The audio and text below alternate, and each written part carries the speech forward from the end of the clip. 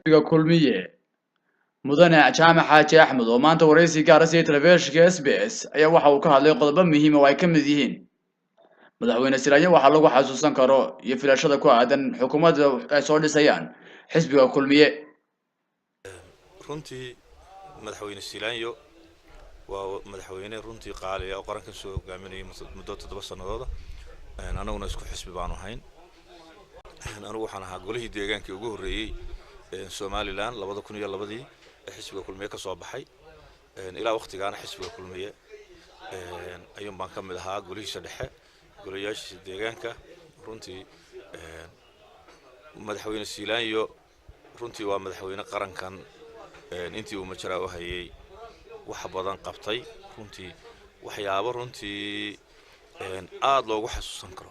ayaa jira marka ugu horreysay waan u ducaynay Ilaahay inuu cimriga u raajiyo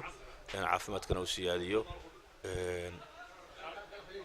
madaxweynuhu runtii 2010kii markii uu xilka la wareegay ilaa iyo maanta lama soo koobi karo yani wax hadda la soo koobi karo ma waxyaabo dalka ka qabtay waad ogeydeen waqti uu wadanka dhaqaaluhu hoos u dhacay dawladda deymo badan lagu leeyahay ayuu xilka la wareegay runtii tiimkii ugu horeeyay oo cugtay oo runtii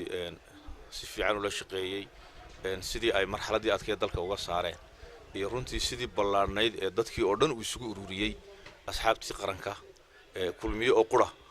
aan ugu koobin uu asxaabtii qaranka oo dhan isugu soo ururiyay waa lagu xasuustaa waxyaabo taariikhiga ah runtii waxa kamid ah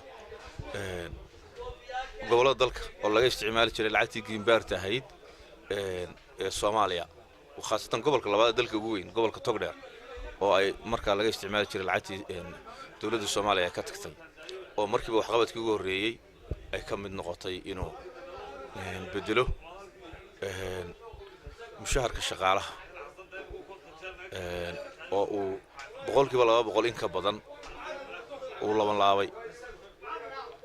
darajooyinka ciidamada runtii wadada ceergaabo oo ah waxyaabaha mucjisooyinka ah